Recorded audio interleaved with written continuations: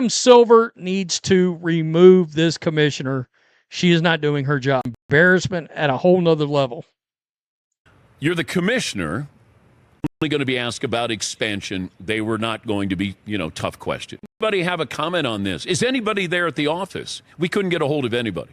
So Paulie, during the show, was trying to track down a legend.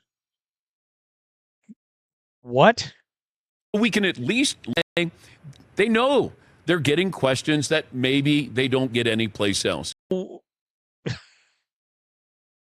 This league's got a real... They're cracking under the pressure. Let's set the table here. This has been called a welfare league for years because the NBA has propped it up financially. And here's the part that should bother you regardless of what side of the Caitlin Clark debate you're on. The NBA has never released clear profit figures, even after a season where every metric, attendance, ratings, merchandise, went through the roof. If you're not going to be transparent about your business during your best year ever, when exactly are you going to be transparent? Over all of it. If she wants to go on there and answer these questions, that should be her decision. She should not be bowing down, kowtowing, any of that to anybody else. Unless Adam Silver told her to go on, to not go on. But I doubt it. This is what she's there for, to be the face of the league. Enter Dan Patrick, a legitimate media legend, ESPN and NBC pedigree, been doing this for decades, broadcasting live from the American Century Championship Celebrity Golf Tournament, where WNBA Commissioner Cathy Engelbert happened to be one of the celebrities playing.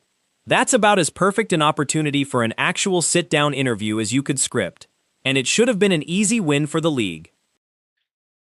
He's talked a shit ton of it for the last 35, 40 years. Cathy Engelbert had an opportunity right here to come on, dodged it. And if the WNBA PR didn't think she should do this, maybe it's time to get new people in the PR department. And this isn't some gotcha ambush we're talking about. This is the 1BA in the middle of a real PR crisis, with Congress actively looking into potential civil rights violations within the league. When you've got federal lawmakers asking questions, the last thing you do is dodge the one journalist who's actually offering you a fair platform to answer them on your own terms. This is a joke and an embarrassment at a whole nother level. You're the commissioner, and you're listening to the PR department, which is fine, but did you check with PR before you said yes to us? We promoted it all day yesterday. Now, look, I know people get busy, people have agendas. The people, like it was her... She agreed to the interview, they promoted it, and then she backed out. And to make it worse, Patrick's crew had live footage of her hitting practice shots on the course, literally while the show was on the air. You can't be 50 yards away golfing and claim you were too busy for a scheduled interview. That's not a scheduling conflict, that's a decision, and it's a bad look no matter how you spin it. Yesterday, we were hoping to do an interview with Cathy Engelbert. She's the WNBA commissioner. Todd spoke to her a couple of nights ago, and we had a pairings party. Todd went up to her. She's been very friendly to the show. Last year at this event was friendly to us. And Todd said, hey, we'd love to have you on. There's a lot of questions. People have not heard answers from the commissioner. And she said yes. So, yeah. Here's Patrick's own account, and it's damning. Yesterday, after the show, we waited almost 2 hours for her. We're standing by. We're waiting to interview her. That's not a 5-minute delay. That's an entire broadcast left hanging because a sitting commissioner couldn't be bothered to send a timely update, let alone show up. It is looking just for an update. We're trying to figure, we're standing by, we're waiting to interview her. They didn't, balk at anything, didn't. That is her at the event that he is at. This golf event. He is having his show, doing his show from. She's there. Say you can't ask anything, and we thought, okay, we're going to be able to. And Patrick makes the point that matters most here. Engelbert should be the one calling the shots on her own media appearances, not some PR staffer telling her she's not allowed to sit down with a legitimate journalist. If Adam Silver himself told her to skip it, fine, that's a different conversation.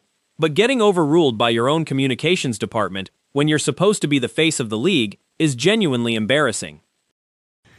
And I don't know her, but I wanted to get to know her so I can have an opportunity to ask questions like this. And that was what was disappointing. You don't want to come on the show? Tell me you don't want to come on the show. I have no problem with that. But if you tell me you're coming on and you make us wait 2 hours, that's a problem. And that says a lot about what's going on, in my opinion, with the WNBA. Wow. When a legend goes on his show. Did you check with PR before you said yes to us? We promoted it all day yesterday. That's the exact right question to ask. And instead of a real sit-down, Engelbert went on a Kansas City radio station where, according to Patrick, she was only asked about expansion. That's not answering the tough questions. That's cherry-picking the softest possible interview and calling it accountability. Probably said, in my opinion, oh, maybe we shouldn't do this. Well, at some point, you have to do this. I mean, if you want to be treated as a serious league, then do these. This is what happens. These are tough questions, but this is a fair outlet for you, a fair platform. I will treat. This isn't a one-off pattern either. Patrick points out his team couldn't get anyone at the WNBA office on the phone when the Alyssa Thomas incident with Clark happened either. Let the WNBA have their say. Get out in front of this. At some point, you have to do this. When you're a commissioner avoiding your own league's biggest storylines 2 separate times in 1 month, that's not bad luck. That's a pattern. That is her at the event that he is at. This golf event. He is having his show, doing his show from. She's there.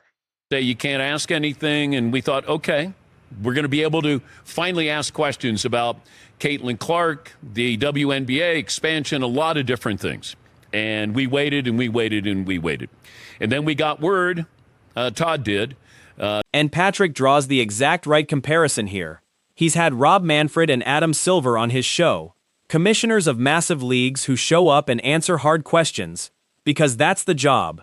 If you want to be treated as a serious league, this is what happens. That line right there is the whole thesis of this entire controversy in one sentence. Out there. I saw earlier, I just did a video about Seattle Seahawks head coach Mike McDonald on Black and White Sports Football. And he was on the Dan Patrick show, oddly enough. Well, Dan Patrick had scheduled Cathy Engelbert, the commissioner of the WNBA, to come in and look. Dan Patrick wasn't going to pull any punches with her. Now, he's gonna call balls and strikes. He's going to be down the middle, but it's not going to be a softball. Here's the prediction worth paying attention to. If the WNBA keeps dodging instead of answering, they're going to end up giving Congress a benign non-answer or a no comment, and then get dragged in front of cameras on Capitol Hill anyway, except now it looks even worse because they had every chance to get ahead of it and chose not to. We can at least let the WNBA have their say, have their voice, get out in front of this. We're just trying to be a journalist here. That's all. We're just trying to ask questions. But don't say yes, and then all of a sudden somebody probably said, in my opinion, oh, maybe we shouldn't do this. Well, at some point, you have to do this. I mean, if you want to be treated as a serious league, then do these. This is what happens. These are tough questions, but this is a fair outlet for you. And this is where it stops being just a PR story and starts being a business problem.